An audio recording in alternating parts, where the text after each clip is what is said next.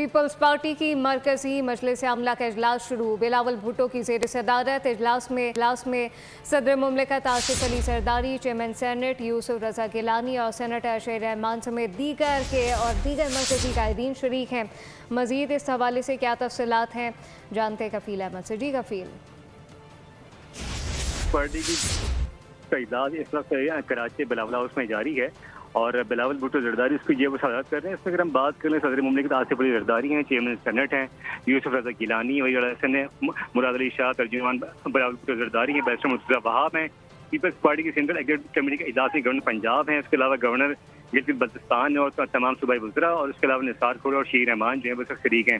Central committee के इजलास में जो एक मरकजी एजेंडा है वो 27वीं आईनी तरमीम पर मुशावरत का अमल जो है वो इस वक्त जारी है। पीपल्स पार्टी की जो मरकजी मजलिस आमले के इजलास में 27वीं आईनी तरमीम में आईनी अदालत के क़याम पर जो है वो इस वक्त बातचीत का अमल जो है वो जारी है और जो पार्लिमानी जो तमाम जमातें हैं उनके कैद के साथ राब्तों पर भी जो है वो गुफ्तगू जो है वो बात की जानी है। इसमें अगर हम बात करें जो 27वीं आईनी तरमीम है, उसके बाद जो 18वीं तरमीम थी उस पर जो कुछ तहफ़्फ़ुज़ात हैं उसमें जो है वो पीपल्स पार्टी ने जो है वो मैदान में है और ये बताया जाता है कि पीपल्स पार्टी की जो सेंट्रल कमेटी ने 27वीं तरमीम की जो कुछ नुकात हैं उसको है उस पर खासे तहफ़्फ़ुज़ात का इजहार किया है। किया गया है। कफील अहमद अपडेट कर रहे थे, आपका शुक्रिया।